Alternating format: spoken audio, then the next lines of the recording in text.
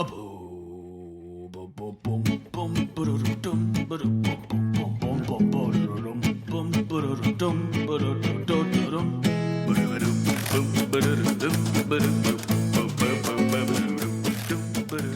Dan, I know I've said that I'm a friend to all birds before, but I'm just going to say it. Red-winged blackbirds are trash. They're a garbage bird. There's too damn many of them. They're so fucking loud. I hate... Oh, hey! Hey, listeners! What's up? Welcome to Breaking Mayberry, a spooky show about scary things. At least for the moment. We don't own a calendar and time is fake, so we're doing our spooky show in the middle of March. Just catch us. We'll just use this on the next go around. Like next Halloween, just listen to this and pretend it's like it makes sense. I think we did our one and only Christmas episode in like August, so it makes sense. Time is fake. Time isn't real, and also this show's been off the air for 57 years, so who cares? Like, you can watch it anytime you want. That's the miracle of the internet.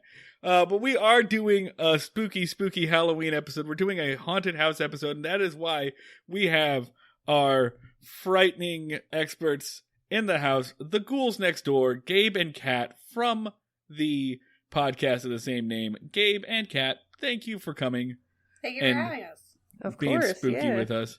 I like that Kat is basically doing like the ultimate podcast challenge of trying to record while holding a squirming cat. Like, yeah, it's just, yeah. She gave like in an endurance eventually. Challenge. She was just like, "This is fine. This is mom." Yeah. So, Gabe and Kat, for all of our Breaking Mayberry listeners who have not tuned into your show, why are you here? What's your deal? Dare they don't tune into our show. We're the Ghouls Next Door. We are a media analysis podcast from a horror lens where we explore the psychological and historical reasons behind our cinematic fears. So we're talking about spooky stuff, horror films, sometimes not necessarily horror content, but we find the horrific aspects of it. Like we just covered Dragon Ball Z, which is not exactly a horror show by any means, but has some really horrific things happening in there, especially if you are, as Kat puts it, a regular folk, just trying to exist in the Dragon Ball world, and you don't have protagonist armor. So we always just, dissect what the horror is and what it's actually saying, because it's not just, bumps and, jump scares. It's actual education. Yeah. So, they take stuff that seems very innocuous and maybe even boring, and they reveal how it's actually horrifying and bad for you. I don't think our audience would be interested in that at all. It's cool. That's not a thing that they would be into. It's not like something they're doing all the time. When I met you, Ghouls Next Door was like, it's a fun podcast. We talk about spooky stuff. We like spooky stuff. And now it's like, we get into the in-depth mechanics of what is fear and what causes it. Like, we're doing like a graduate level thesis every episode. Yo, we really do write essays. Like, we genuinely write college essays for every episode. We cite sources. Over the course of 100 episodes, you turned every episode is just like talking to the Scarecrow from Batman, Yes. or Hannibal. Just like I expect every episode to start with Gabe being like, "So tell me, Will." Yes, indeed. But it's to the horror director, like, "Are you okay? Are you okay? What happened? Are you So really tell me, that Clive mad about Barker. capitalism, or you want to talk about it?" That would be just like basically what I would come to the table every time. It's just like every horror movie would be like, so it's capitalism, right? Like, yeah, honestly, a lot of the time it is time. capitalism. Are there any pro-capitalism horror films? Like Wall Street? I don't know. That's No. it's I feel like pretty if it's on the pro, we spot. wouldn't watch No. it. There's gotta be like one 50s horror movie where it's like, the bad guy represents communism. Oh, Oh, for sure. That's I feel like it's just like there's no such thing as a real anti-war movie, because all movies, even if they have slightly progressive stances, if they even have a tank in it, the Department of Defense has to sign off on it. Like, I feel like at least working within corporate structures, there's no way to make a purely anti-capitalist horror story. They find ways to do Well, it. I guess because they So have to you use just gotta look into capitalism it. to fund their things. Sorry to bother you? Yes, sorry to bother you. Is a phenomenal Yeah, that's film for one. that. Sorry to bother you is an anti-capitalist horror film. Yes. There we go. They Live is also an anti-capitalist film. No, I'm sorry. We were talking. No shit. We were talking about pro-capitalist. Yeah, that's That was there's exactly a lot the opposite of of anti-capitalism. There's there's tons of examples. abundant pro-capitalism. I couldn't tell you. I want to find like an explicitly communist horror movie from or horror villain, like just someone who's like, I'm going to redistribute your blood all over town. Like, this is equality. No one will starve. Maybe it's not a horror film, but like On the Waterfront is a movie that is ostensibly about why snitching on your friends is awesome. why ratting out communists to the HUAC is actually like awesome and good, and you should do it. So yeah, can't say that. So we brought you on here for a very silly episode. This has been in the making for 4 seasons. As I just scrolled through the Andy Griffith Show episodes and just on Wikipedia list and just saw the title of this, I was like, we're getting Gabe and Kat for this one, and made that decision years ago without ever having watched the episode. And we've seen this episode now, and I'm sorry. I feel like we should have brought you on for something that had more meat on these bones. We were using your vast, in-depth expertise to have you do an episode of Scooby-Doo. Honestly, Scooby-Doo would have been much better. Because they're actually saying something. What happened in this anti-capitalist, and we need to talk about it. We will come back for a Scooby-Doo episode. You know what? Scooby-Doo hangs out with Don Knotts all the time. We've been promising our listeners that we would do one of those forever. We'll bring you back for that.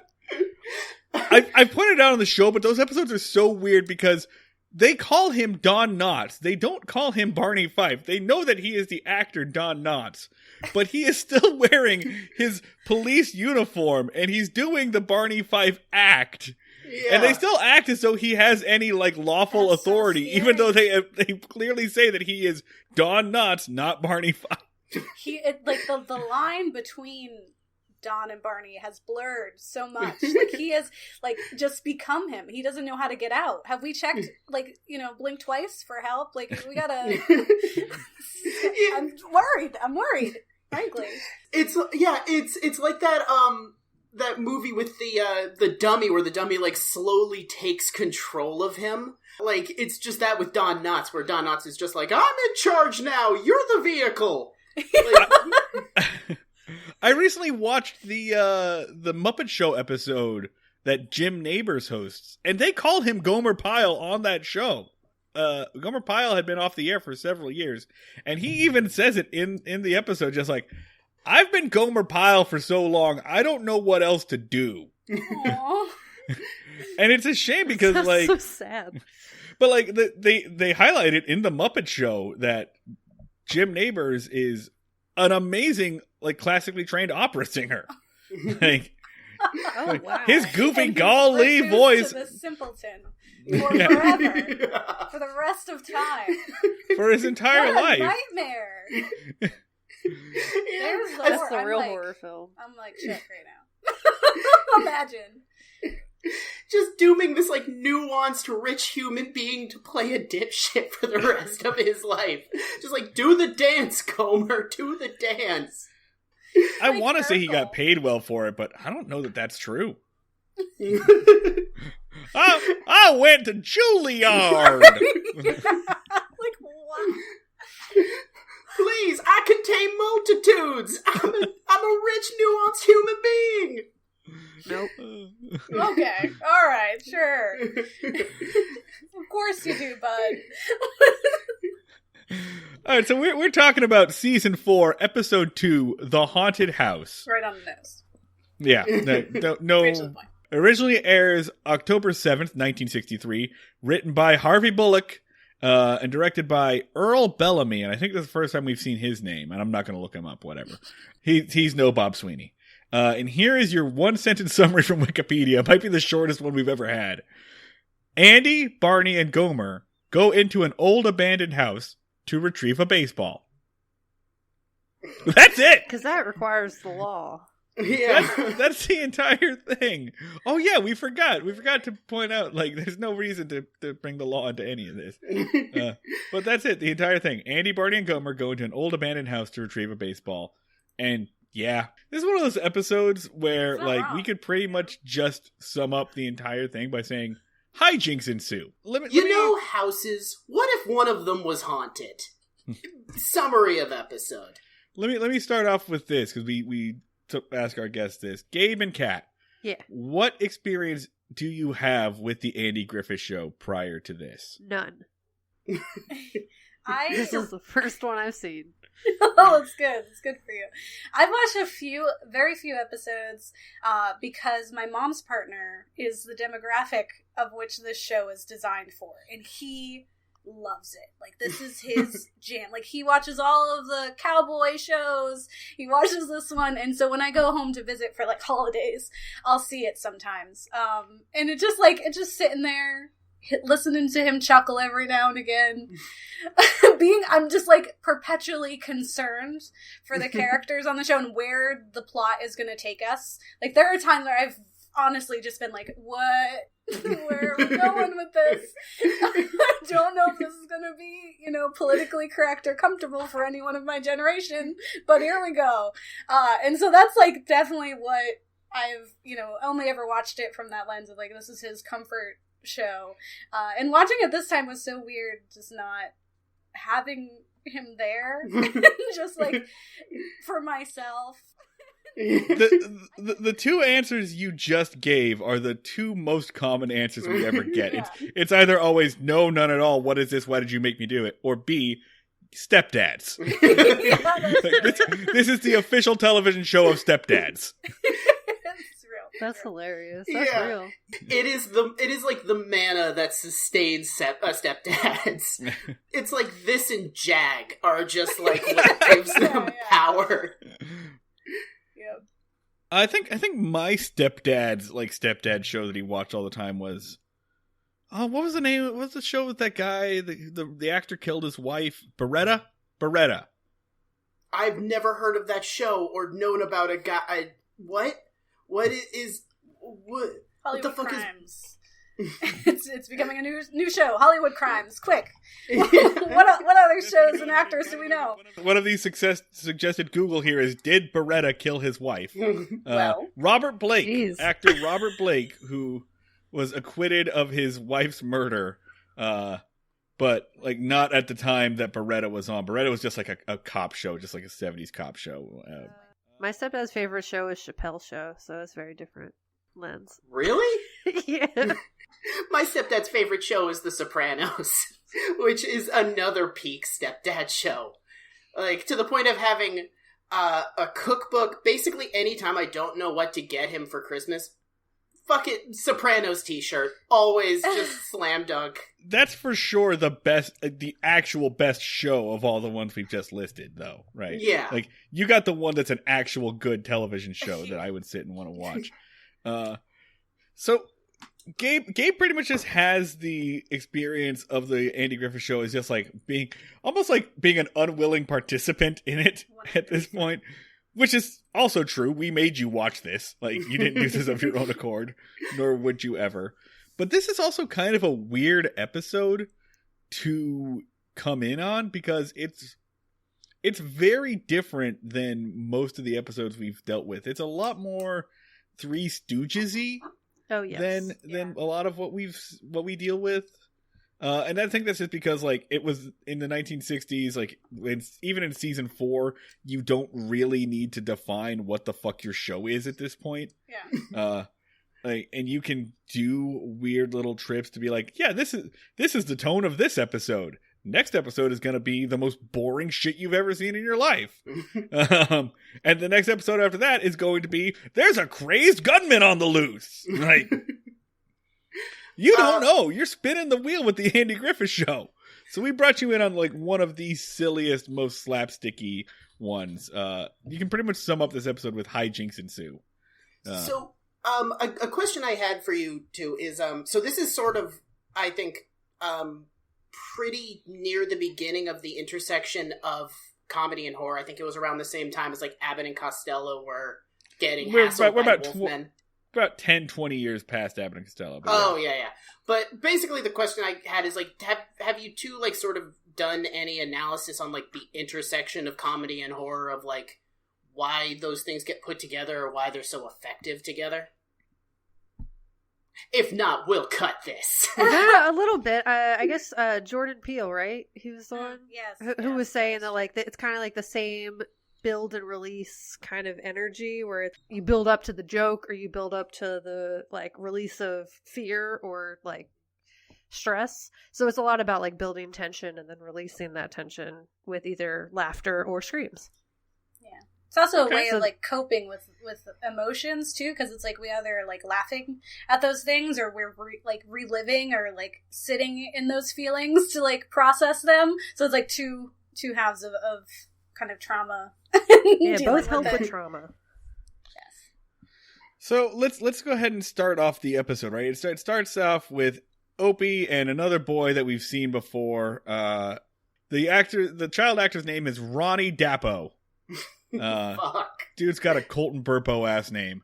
But they're just sitting there, they're yelling about baseball players and they're saying all kinds of baseball terms or something, or just, like, it was a lot of slang that there was, like, solid 10 minutes where it's like, it's like they're trying to tell me something. They're like, you want to get the flip in the wigzag. And I was like, what are you saying, little boy? Those are not words. These are all sound effects. It is baseball terminology that I didn't understand, filtered through, like, 1960s baseball terminology that I didn't understand, which was just complete white noise incoherent to me. You said you were a singer on the jam, and I was like, okay. He's gonna flippity on the hot cat. Like, exactly. I'm like, all right, be careful. I don't know. Like, do you have a license for that? That sounds good, I guess, or bad? Do you not want to streak the hot juice? I don't know. Hot juice. Yeah. So they hit a ball. They're playing baseball. They hit the ball into the old haunted house, the Rimshaw house, which is, as far as I can tell, a closed down Sears that has become a Spirit Halloween in McMansion form. Yeah. So classic children's horror scenario, right? There's a ball. It's in the spooky house. You have to go get it, right? This may be the originator of the trope. We've all seen this happen in a million. There's always some reason you got to go get the ball. Maybe there's a giant, like, scary Saint Bernard on the other side of the fence. Maybe there's an old lady in there that lives, like, that is a witch or whatever. It's the entire setup for Monster House, like the kids movie. Yeah. Oh, it's a girl house. So, yeah, I mean, this is something we've seen a million times. Wait, is that the big reveal of Monster House, that the house is a girl? No, it's that they're talking, there's something dangling, and they're like, that's the uvula, and the boy goes, oh, it's a girl house. It's the chandelier, right? They say the chandelier is the uvula of the Monster House? Yeah. Monster House is not a great movie, but the design of that house is pretty fucking cool. What a fun film. It's a good one. I thought it was like, oh, Monster House. You don't have to be afraid of Monster House. It's a girl. It's all... No, actually, Dan, they find out that the house was pregnant and was about to give birth to a litter of condos. And that's good. That's why the house was so protective. It was just protecting its little, like, gentrifying babies. That sounds 100% feasible to me. Like, I could actually see that happening in a children's movie made by Thanks, DreamWorks. Robert Zemeckis. Was that a Zemeckis, John? That seems like something he'd do. I wonder why they always use this setup, and I wonder if it's like an art imitating life or life imitating art. Did you guys have the haunted, creepy house in your neighborhoods as kids? Did anyone have this actual... Dan, you grew up in Massachusetts. You had to have had that, right? Oh, yeah. Every fifth building in Massachusetts is haunted. Like, I think, did we have a haunted house nearby? None of our houses were, like, abandoned. Oh, wait. Yeah, no, there was like an old mill that, like, as a kid we weren't supposed to go in. It was, like, fenced off and, like, kind of surrounded by brush, and as kids... it was like, don't go in there. That place is probably haunted. There were no specific stories. But then later you would go in there to get high. So, like, we were like, there's weird noises in there. And it's like, oh, yeah, no, it's just 16-year-olds. Like, well, hold that thought, because that's going to relate to something later. Oh, yeah. Oh, yeah, shit, art does imitate life. So, anyway, they do the, like, kid thing of, I'm not scared to go in there. Are you scared to go in there? No, let's both go in there. And then they hear some spooky noises and they run off. They run off yelling. That's it. Yeah, they basically hear a mourning dove. I was like, that's enough. I'm scared. We're not going to do this. It was like a long version of the Pillsbury Doughboy ooh. It was like, ooh! Definitely dangerous. Which is bullshit, because we have seen Opie, like, go in, like, guns blazing, just taking kids down with his little tiny fists. Very out of character for Opie, who is normally, like, the tank. He's normally the dude that ruins your D&D session by just, like, bursting in. But then they go run, as Opie is wont to do, to his daddy. Back at the jail, they're letting Otis go. And Otis is Gabe and Kat. Otis is the town drunk. Half the jokes in this show are just like, hey, Otis is drunk. And you had some questions about why prohibition exists in this world, right? Or even just like why prohibition Ever existed. Yeah. It's like, I don't know. Half people can't vote. They should at least be able to drink. Well, the crazy thing about it is no one actually, like, gives a shit about it. They're like, oh, you're drinking moonshine? That's cool. We'll probably arrest you for that at some point. Like, we're not mad. Oh, they care, but they don't care. Yeah. It was basically just an excuse to arrest people. They were like, it's fine that you're doing that. We don't have any moral problem with it whatsoever. But it does mean we get to arrest you, so get in that jail cell. I think what it is, and because Dan and I have had a lot of debates about it, like, why did they make Mayberry a dry county, even though there were, like, less than 20 dry counties in the world by 1964, or in the country, I mean. That's helpful. I had no idea when this was. I was just like, prohibition. They can't drink. It's not just because it's a dry county. It's the 20s. Technically it is 1964. Technically that takes place in the present day for when it aired. But everyone acts like it's 1929. And I think part of the reason why they had to make Mayberry a dry county is because, and this is my final theory, is because it's a show about two cops, but like silly cops, they needed crime, but the crime can't crime. Yeah, the crime can't hurt anyone. Yeah. And the crime can't like be a big deal under any circumstances.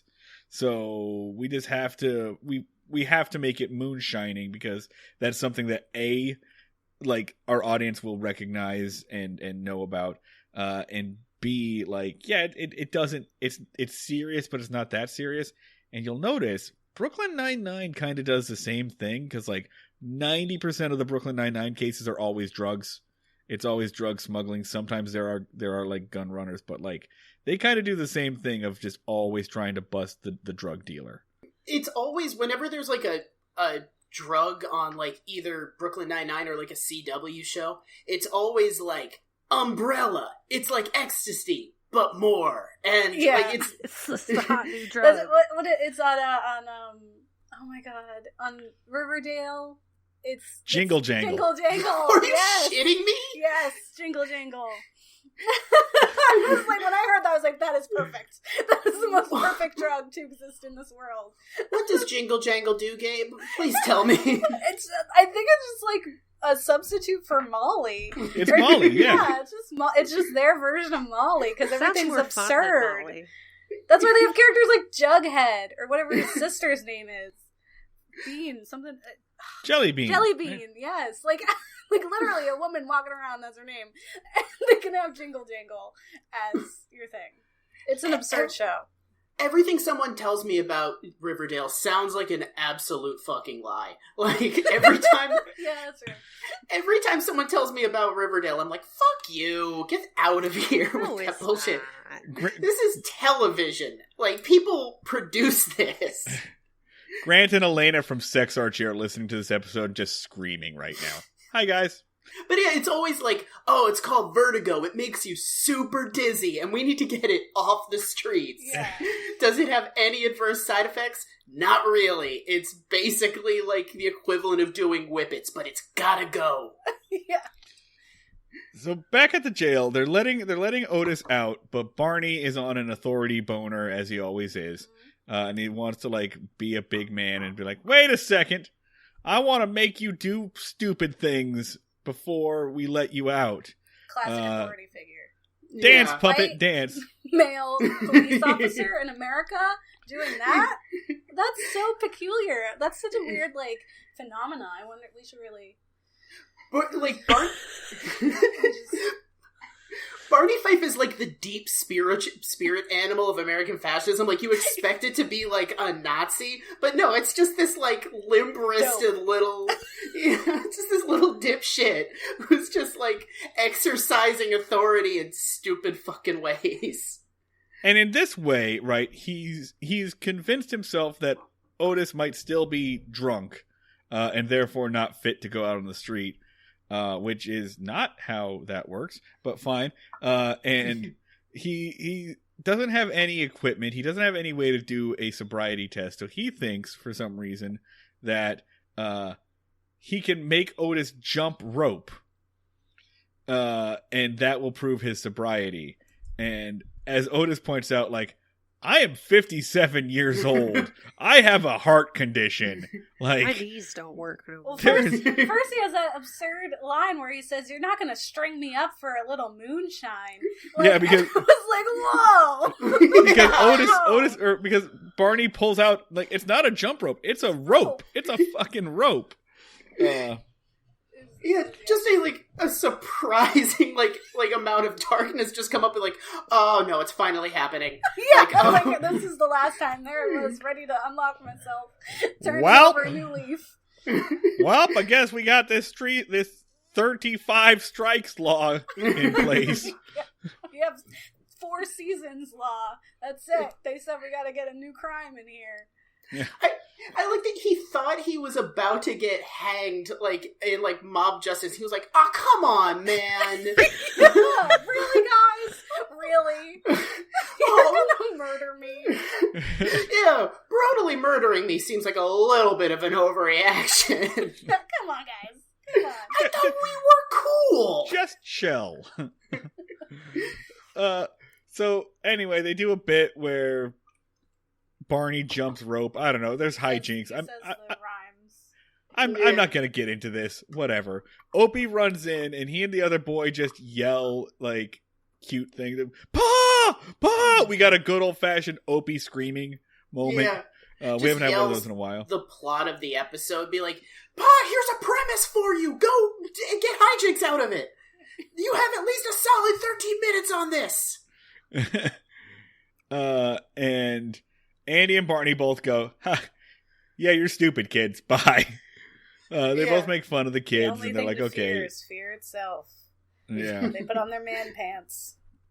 After having jumped rope and singing, they put on their man pants. Actually, a lot of this episode is making Barney more childish than normal.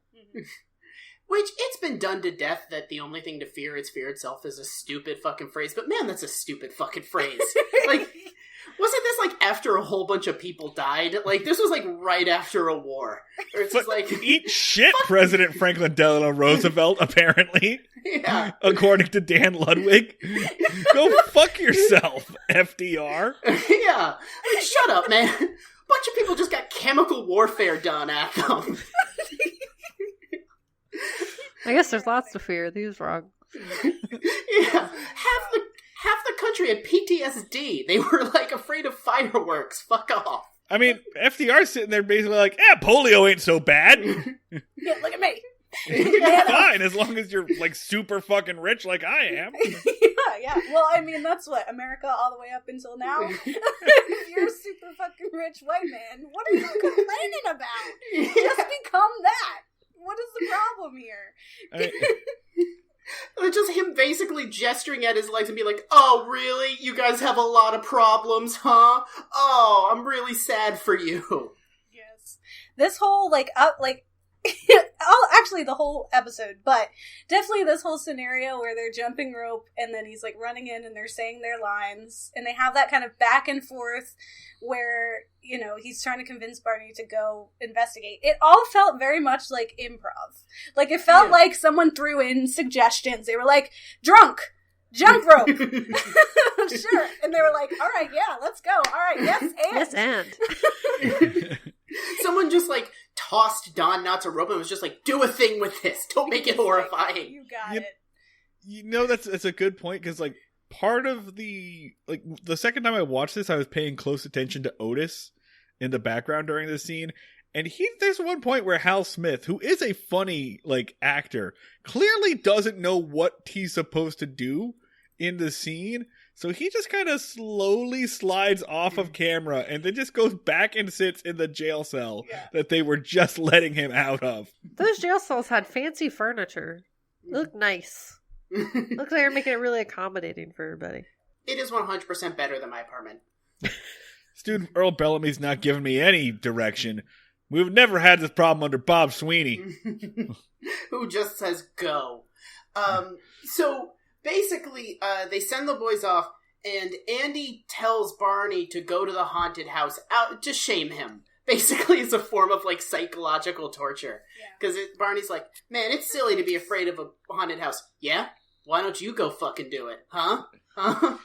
Like, I'm gonna wound your pride or make you address a deep-seated fear from your childhood. Yeah. He's like what, Marty, whenever he's like, oh, you're afraid of olives? Well, I've brought out a jar of olives for you to confront. Oh, are you afraid of puppies? Well, I'm going to put you into this room full of puppies, and this is how you'll get over your fear of puppies. That's how you do it. But no intention of actually curing the fear. Just trauma. Yeah, just dance for me, my little puppet. Yeah. I mean, he's basically, like, Andy basically becomes the puppet from Saw. Like, more or less. Less murder, but yeah. Most people are ungrateful to be alive, but not you. Not anymore.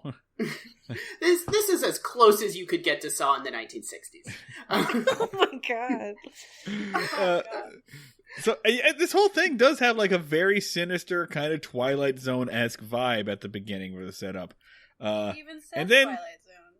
Yeah, and then they drag Gomer into it, as they tend to do in this season. Gomer comes in, and I have to say I like this episode because in this episode Gomer is just a dumb guy. He's just a guy who is dumb. He is not, as he has been in previous episodes, mentally undeveloped. Yeah. Like, they finally figured out where that line is.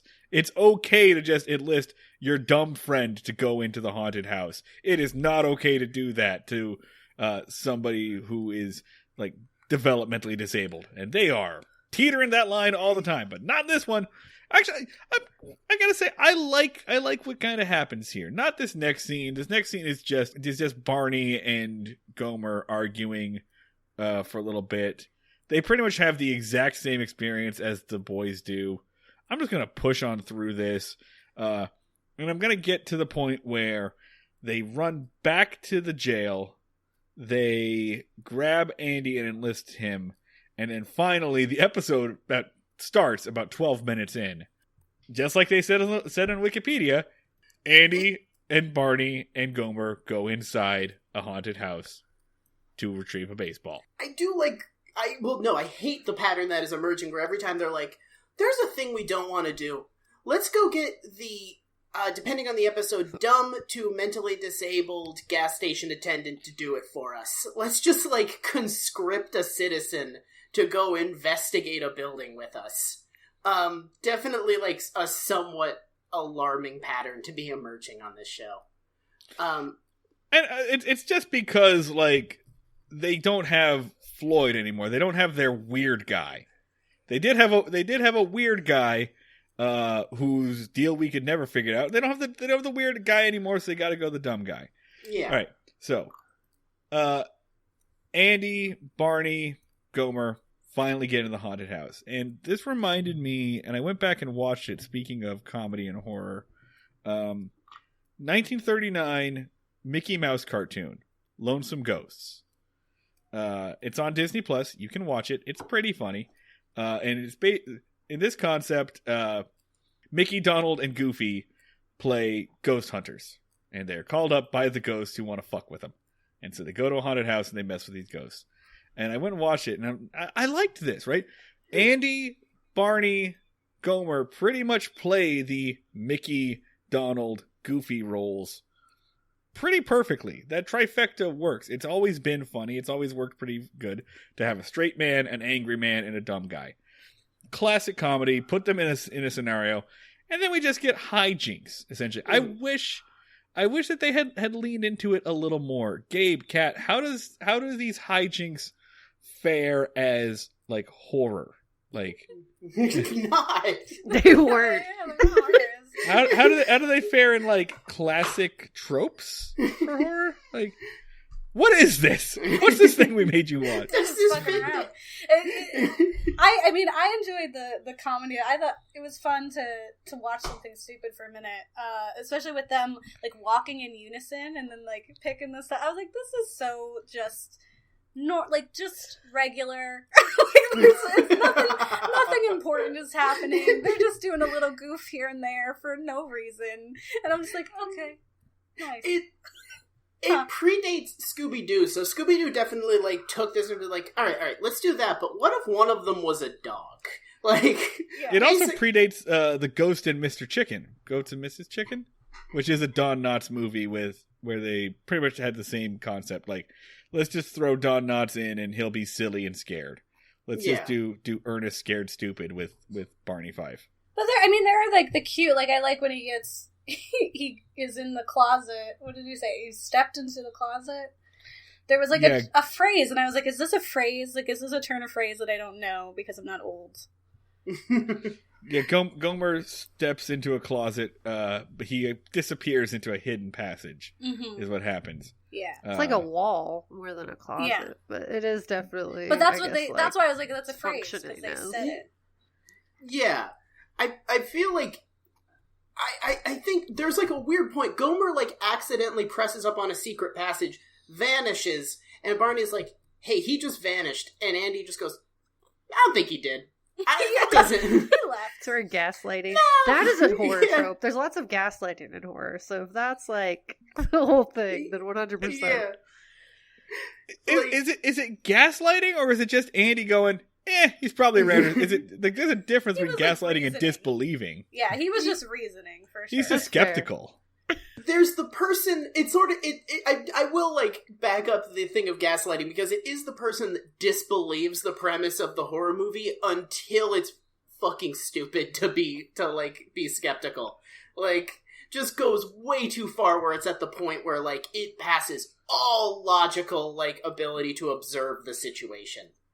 Yeah. You could also like justify calling it gaslighting because Andy exists just to fuck with Barney's psyche all the time. He's like, my friend has a very fragile ego and can snap at any minute. I'm going to poke that bear as much as I can. But in this particular case, I think he was really just like, there's nothing spooky around here. Whatever. He was just a skeptic. He's like, this house is fine. Don't worry about it. Except for the fact that he's home alone, Dick. He's home alone in the house. Somehow he has like either between the time that Barney was driving there or even before the kids started throwing the baseball to begin with, he was like hatching this plan. That's how he planned for it. Because he does like his own counter haunting at the end, and either he very quickly rigged up the ability to make an axe float on string, or he has been planning this for weeks, and I don't know which sounds more implausible. Let me go ahead and skip. I'm just going to skip to the end to make this make sense for our listeners. So basically, listeners, if you haven't already figured it out, this spooky house, which has eyeballs that, like, in paintings that follow you, and classic dream, like, it's a front. It is a front for a moon shining still. Brilliant. And we're never and so after Andy, Barney, and Gomer run out after finally being scared, Otis and his moonshining buddy appear like, woohoo, we really scared him off. It's a good idea to do blah, blah, blah, whatever. And then we're never actually shown Andy solving this. We don't know how Andy knows that this is the case.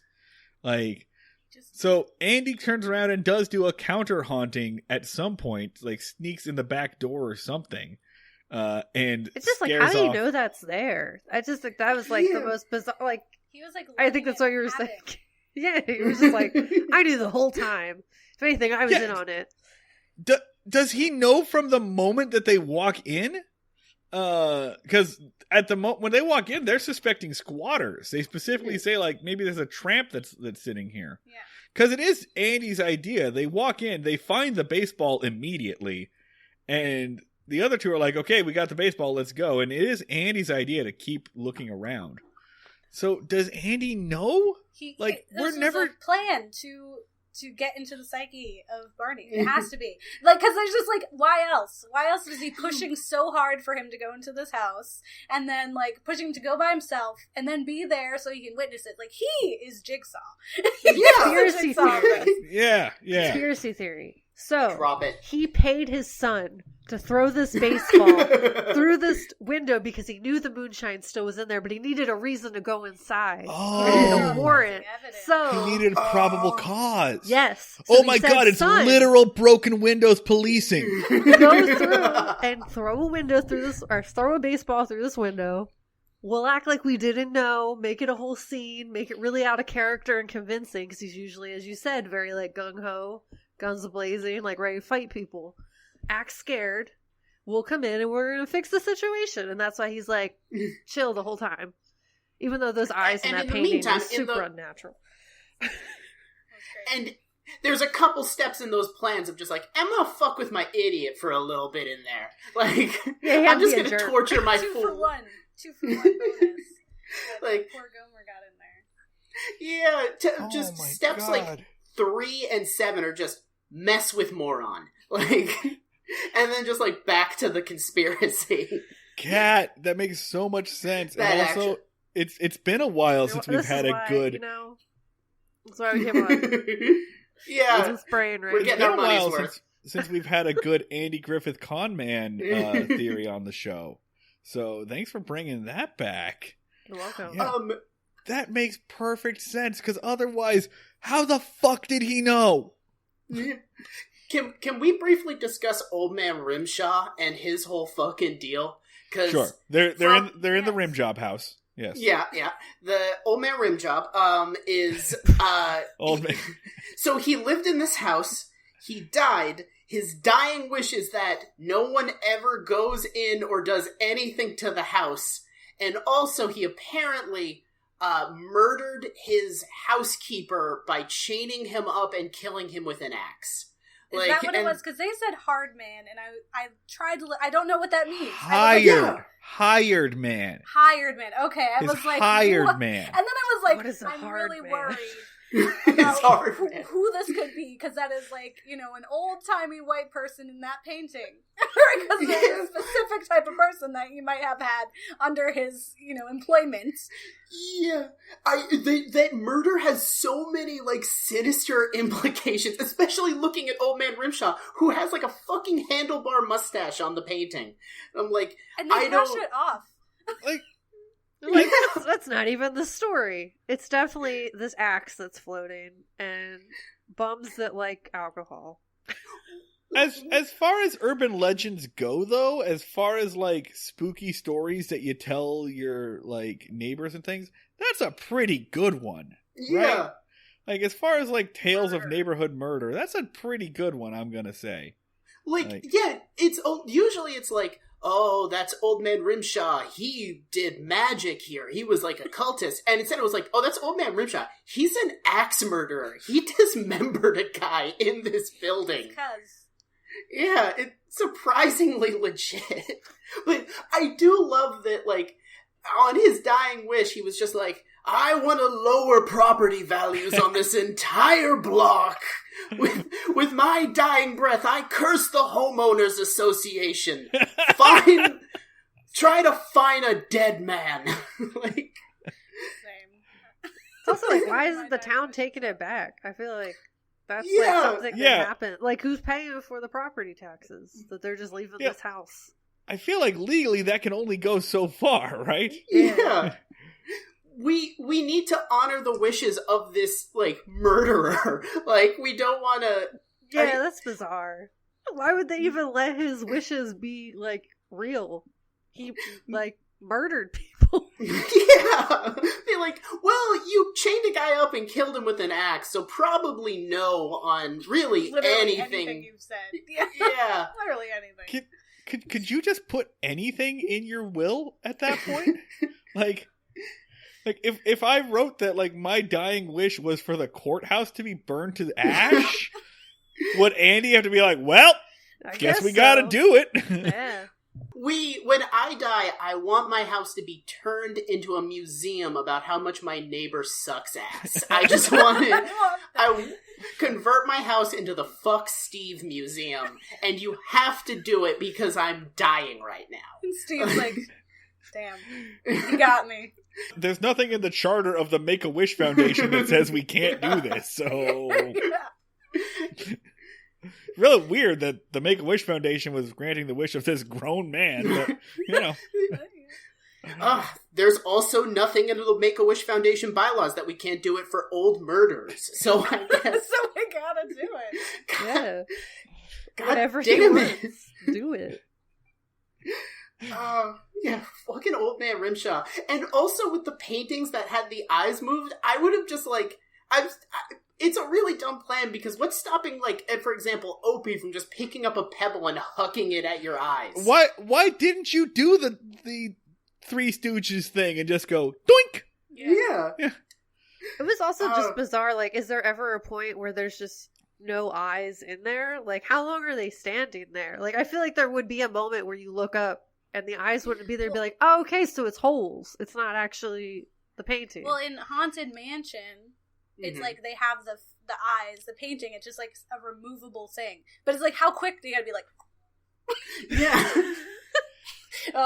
And then you gotta put it back really quick. But yeah, it's like, usually there's a little thing there. But it's like, clearly those were like 3-dimensional eyes. Like, they were protruding from the painting, and it was like, who is designing this really intricate... No one's this good at art then.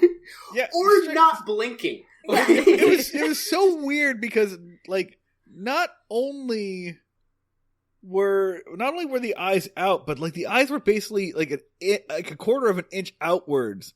Like, he was, like, whoever was behind it was pressing their sockets outwards. Yeah. Like, I'm glad we're not recording on video, because I'm doing it right now to myself and it hurts a lot. I'm going to stop. Yeah. Like, yeah, the eyes were, like, sticking out of the painting and not blinking. So just, like, the person doing that special effects must have been in fucking agony. There's so much dust. No one has dusted that. Also, the time between, I don't know their names, the guy who was doing the moonshine time and then the main cop guy, Andy Griffith, I guess, isn't that who he is? Yes. Yep, so the time between that, like, they don't let people wear the same goggles. Like, you have to, like, wash those, and he's put his eye all up in there in the same place, like, that seconds ago this other dude was doing it, and they look exactly the same. Do they just have the same eye color? Oh, Andy gets pink eye in this episode. Yeah. Just like Dan's dog. Sacrifice. Yes. Fucking pink eye dog. Wait, hang on, Dan? What? My dog has pink eye. Like, my dog is new to being in a city and doesn't yet know that you can't drink water out of puddles without severe repercussions. So he got pink eye. I know, he's taking it like a champ. Honestly, he doesn't know he has pink eye. So whenever we've been, like, giving him medicine or anything, he's like, "What the fuck is your problem? Like, why you gotta touch back my up? face? All right, have personal space." Those are my eyes, you fucking weirdos. I'm just here trying to chill on the couch. Leave me alone. Like, It should surprise nobody that after this episode, the director Earl Bellamy went on to do a run of episodes of The Munsters. Oh. All right, yeah, seems like it's right up this dude's alley. Good for him. Another premium stepdad show. Gabe, Kat, what are good haunted houses? Like, what makes a good haunted house? Say, like, a family haunted house. Like, What? Oh, we're restricting it to like family friendliness. Like it can't be like blood screams or anything like that. Well, I'm asking because like this is kind of the challenge when you want to do like a spooky episode of what is a family show, right? How could they have pulled that off any better than this? And for the record, I like this episode. Like I think it's fine. Yeah, I enjoyed the reveal of the, because I was like, that's brilliant. They should just do this all the time. They were like planting like rumors, and I was like, yeah, I get it. Like, Moonshine's great. So, like, why not? And especially during that time, I really enjoyed that. And then like the twist with Andy like knowing the whole time. And, like, with the stupid axe floating, that was, like, you could see the string. It's so good every time I saw it. I was like, give me. And I was, like, sad. Or, like, I think the ending really got me where what is the role? It was, like, alcohol. Was it a DEA guy? Or a, I wrote to Kat what his name was, because I was like, what happened to their jobs when like alcohol is legal and normal? Oh man, let me say it. Like a guy shows up from the state. Like a guy shows up from the state, which now that you point out makes no sense because alcohol is legal in the state. It's just not legal in Mayberry County. What? Why? What? That's why I thought it was earlier in time. I was just like, this must be a thing everywhere. But yeah, there is like a vice cop, basically, a drug. Well, okay, I'll take that back, like, because alcohol is legal in the state, but making your own alcohol out of a still and running it up and down the state, that's still illegal. Like, you're still not allowed to do that. Yeah. But I did enjoy that he was like, oh, then it must have been some really manly men who were able to find this still. Like, I want to go and give them, my gratitude as the alcohol cop. And then he goes in and they're playing jump rope. And I was like, what a great little rip at toxic masculinity. I enjoyed that so much. He's like, do. And I was like, bravo. Thank you. You got me back at the end of this film. So. He goes on such a thing of like, oh man, you got some rough and tough, like, really manly men, burly, I bet they're so strong and tough. Like, he talks for like 5 minutes, being like, some real tough customers up in here. Yeah, you got these big men, they got some big balls, and they're gonna punch stuff for no reason, I bet. They're just riling. Bet you guys punch holes in drywall all the time. Never talk about your feelings. And they go in there and jump roping, and I was like, this is great. It's good. The correct response to a kind of tirade is just like, all right, we're going to go inside, but first, are you okay? Are you doing all right? Because that was unhinged. Look, what is the grinder of this time period? Because I feel like you're asking for something very specific. So, look, I mean, is there someone we can, like, provide for you? You got some needs that are going unanswered. You got this is a very difficult time for people in your population, so I get it, man, I get it. You got some cops with some big burly forearms, sweat running down the back of their neck. Can hold me as I cry. I mean, I guess. I don't. We got some dudes inside. A really burly chest that you'd feel safe nestled up in. Bet that's the kind of cop you got in there. Take his axe. he can fell this tree. You know what I'm saying? It's like, dude. I mean, why? Flannel? Are they wearing flannel in there? It was 2 guys in a house with a still. I don't know. Like, this was not like a mission. This wasn't a sting operation. Yeah. So, they took down 2 50-year-old alcoholics. Like, it's not like they like not mortal... in shape by any means. Yeah. Would be so the question I asked. What makes for a good haunted house? Well, that we didn't answer agent. What makes for a good haunted house? Sweaty hunks. Yeah.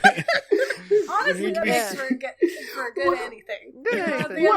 Good any house. I bet those cops are real men rubbing oil on each other. What makes for a good haunted house? Sweaty himbos. Yeah, yes. Done. And kiss. Any house. Haunt my house. Yes. You know what?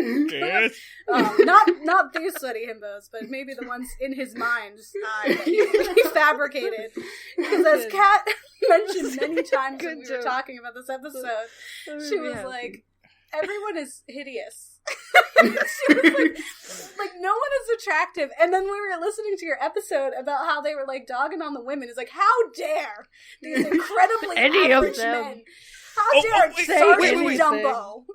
Hang They're on. only married because of the patriarchy. They'd have nothing without it. Hang on. So let's go ahead and settle this because we've had the discussion on there. Gabe, Kat, Yes. actual women who date men. Is Andy Griffith attractive at all? No. No. I get it. I do get it. I get because it's the authority figure. He does have a nice voice. But no. Like, he's just normal. Like, he's so normal looking. And it was like, it's so bizarre for, like, it's like that versus the other shows that I watch with Stepdad, right? It's like Cheyenne, right? Who's just this, cowboy who is very attractive, going around doing his cowboy things, right? And I'm like, and then you turn on this, and I'm like, what? That's all we got in this town. You didn't give it any jobs to the rest of us, but you give it to, average white dude. What are we doing? Yeah. It's the ratio we get on answers is no, emphatic yes, back to no's.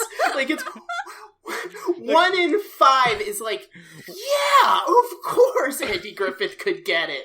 100%. What 1 in 5?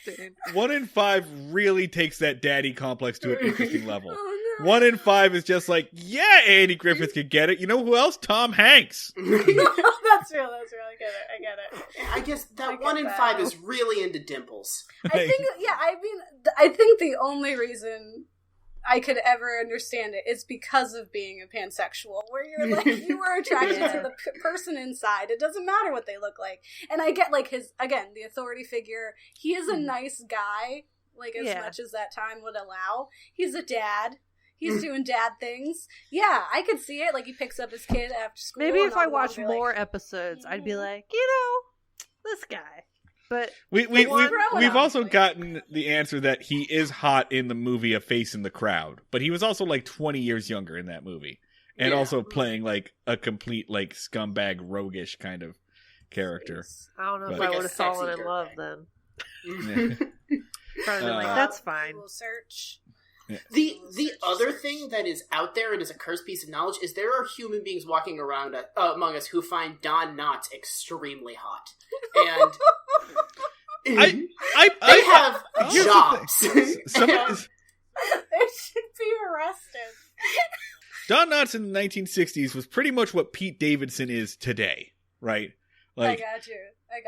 This like objectively unattractive man that for some reason some people have just crazy crushes on. Now, that is Ariana's ex. Is that who that was? yeah, He's not ugly. But that is He's cute. Like the, white dude comedian like trend. Like that it just That's exists. Real. Right? Like he makes up for it because he's funny.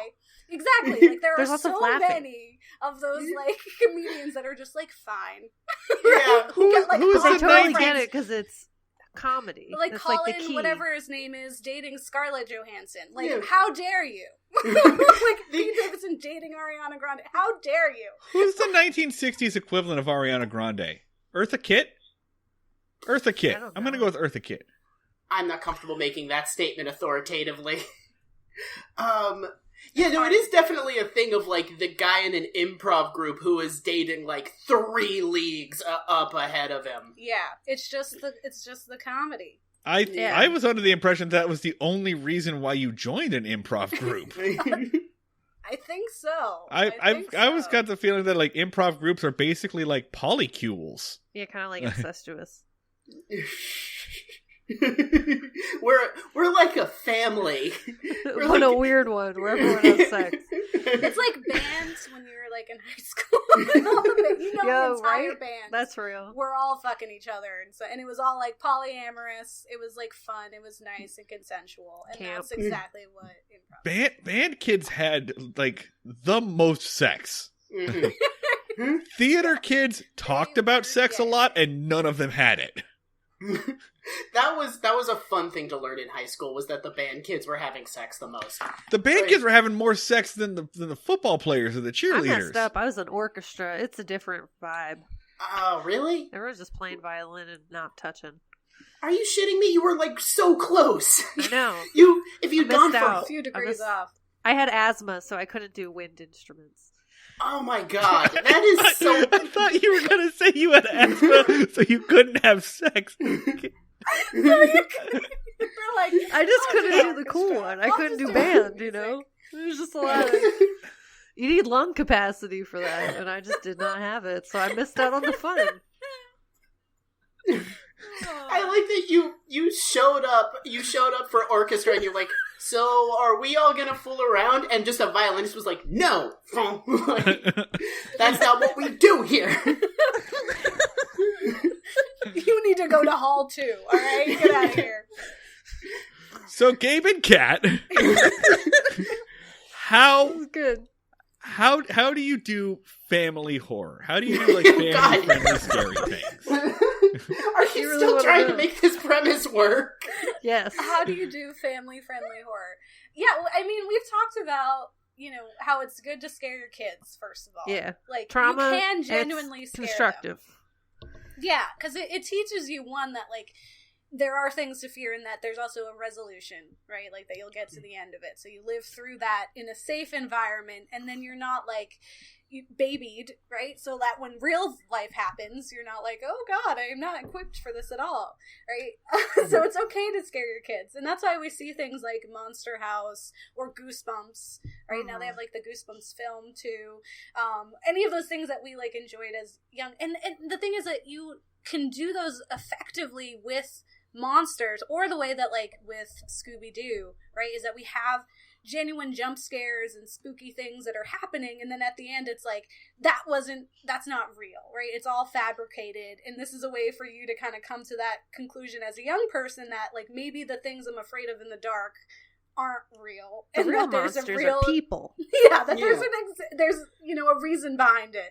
And that's what you could do. With this, it's like, it's not intended, I think, for, like, the children, really. Like, no, kids would laugh at this, but they're not learning anything from this. It was very much for the older audience that can also have kids there.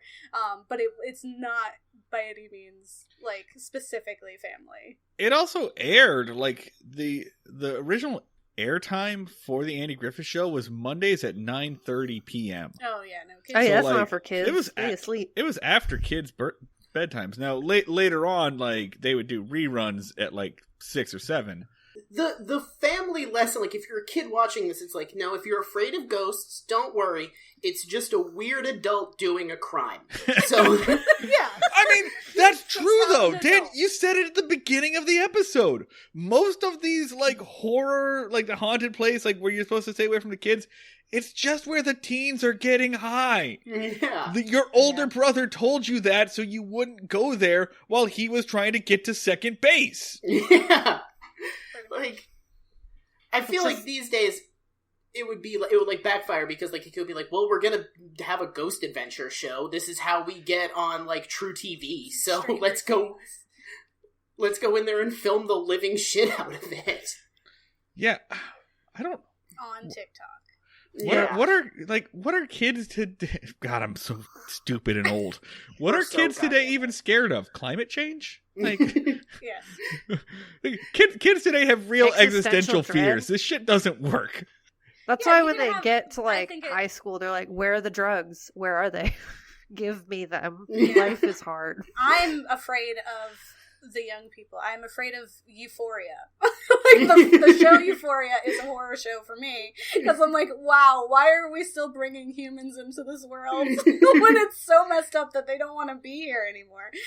But I do think they're like, it evolves with time, where they they have a comfortability with like technology, but also a natural fear. And I think fears are probably revolving around like losing yourself to the version of yourself that you put into technology. So like social media. So it's like kind of like, you know, next week, I don't know when you guys are airing this, but one of these weeks in March, we have an episode about Perfect Blue, the anime film about an idol star, and like her losing herself. And we were like, this is more relevant than it has ever been, because we are all Mima right now. Like, so for any of like the Gen Zers, like their entire existence is online. And so there's a lot of films that crop up where it's like, you know, you get hacked and your stuff gets out there. So it's the horror of like people seeing your private stuff and that you're not real. Or like horror movies like Cam, where like your you know, OnlyFans account is hacked and you lose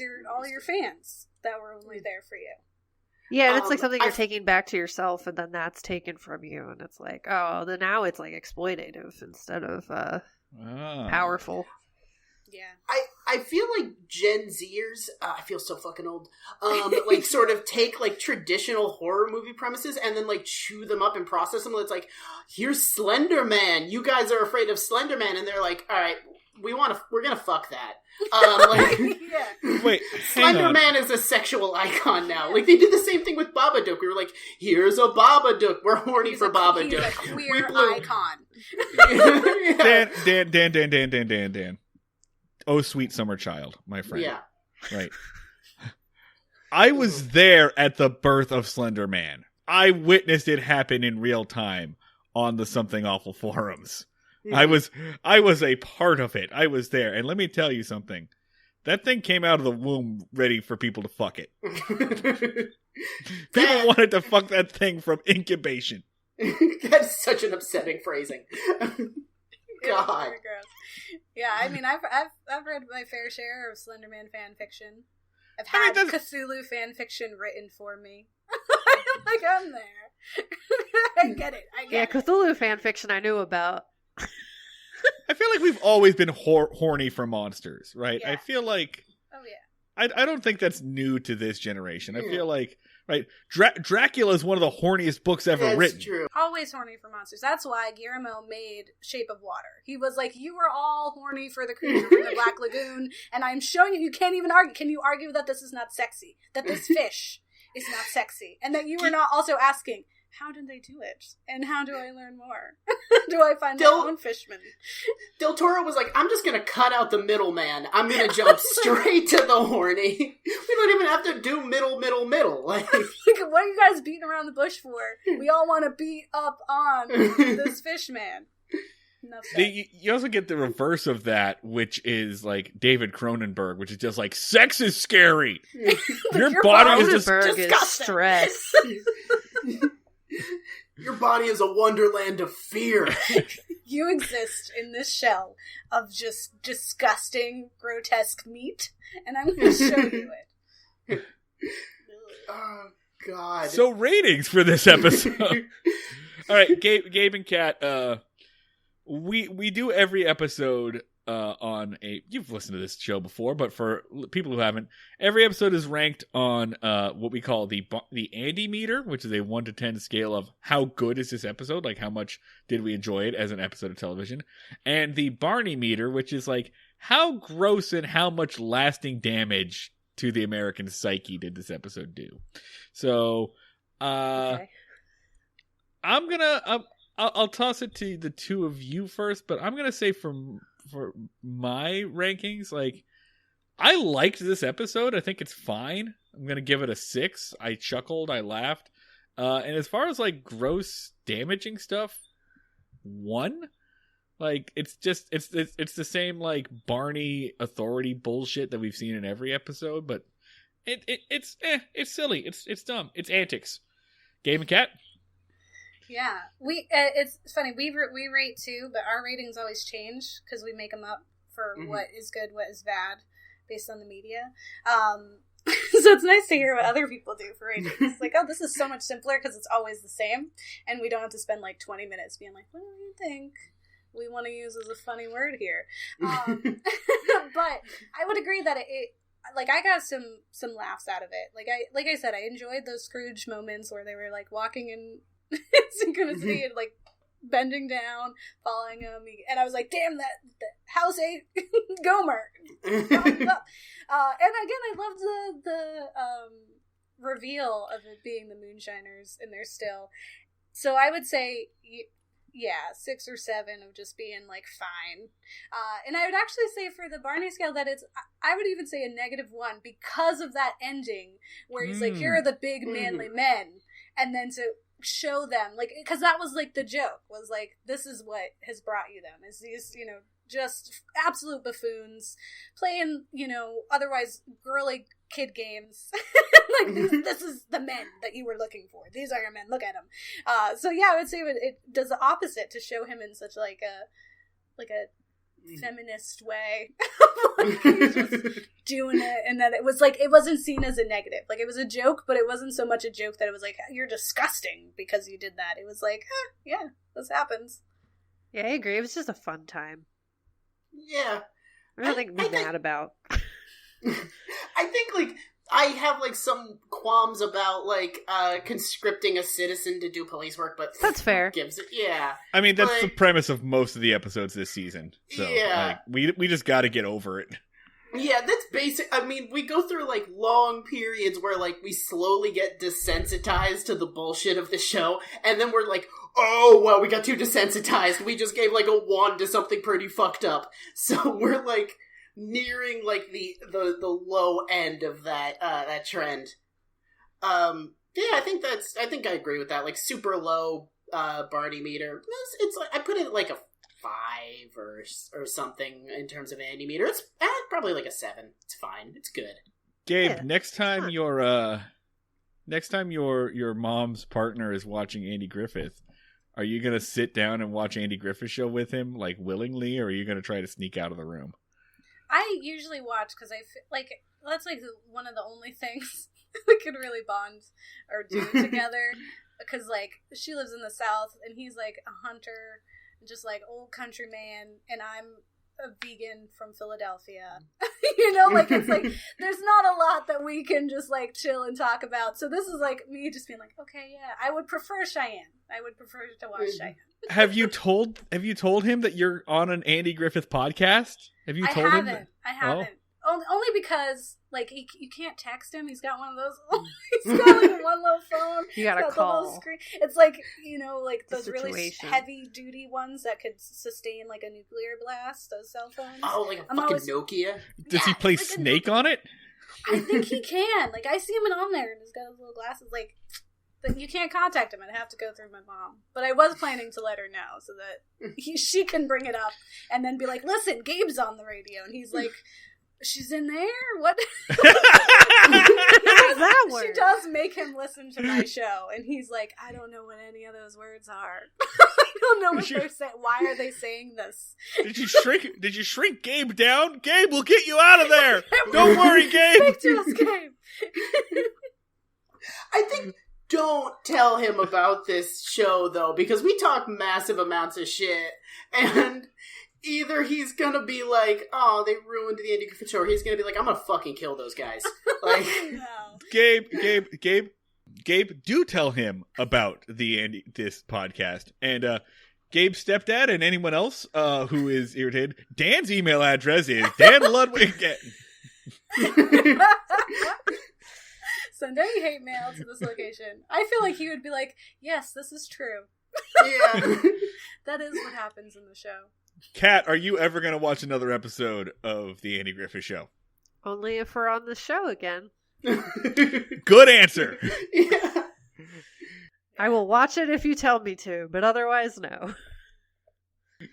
Gabe and Kat, where can people find you on the internets and find your things? Yes, you can find us anywhere you find podcasts at Ghouls Next Door. We are on YouTube as Ghouls Next Door. We record visuals for all of our podcasts and also cut them up. So if you just want Kat's facts about what's happening and what inspired the films, you can just watch those. If you want to learn about films and dive into whether or not they worked, you can look at my videos. We also have our short films on YouTube. And then we have our lovely website, theGhoulsNextDoor.com, which also has our blog. So if you just feel like reading articles about what we did, again, we have sources. We cite our sources. We also have next steps and actionable like items, so that if you want to help make a change in the world based on what we talked about, you can contribute there. And I do also have like my articles about Sundance too, so you can read about them on our website at theghouls.nextdoor.com. And definitely make sure you like let us know what you think. You can email us at ghouls.nextdoor@gmail.com and say like, what were you doing on that show? Can you cover this? Whatever you want. We're here, and we love hearing from people. Marty, can we just not say our stuff at the end? Yeah. Because it's going to be really fucking embarrassing. Yeah. We have an Instagram we're not using. Like, I don't even know. I don't even want to say our Twitter handles after that. I was a professional film critic for 6 years, and I didn't get a Sundance like invite at any point. Like, I don't even know what to fucking say here. Listen to Gabe and Kat. If you want to know how to get to us, fucking go listen to one of our other episodes and just fast forward to the end. You all know the deal. Gabe, Kat, can you mute your audio just like, real fast? Marty, what the fuck are we doing? What the fuck are we doing? We need to get our fucking shit together. We are. Look, this was a dumb idea in the We've first been place. doing this for like 2 years. We don't have any of that. Fuck, dude. We could have been doing this the entire. Hey, Okay, so you guys can come back in. Fuck. Thanks for That's having good. us, guys. It was so fun. What a thank fun you for enlightening being time. on, and for absolutely showing us up on every opportunity. Listen to Ghouls Next Door; they're fantastic. You all know where you can find us. I'm not doing the spiel anymore.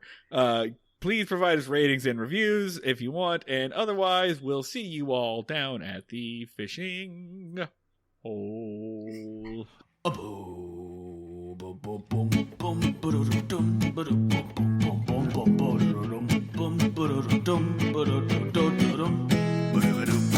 Ba-da-dum,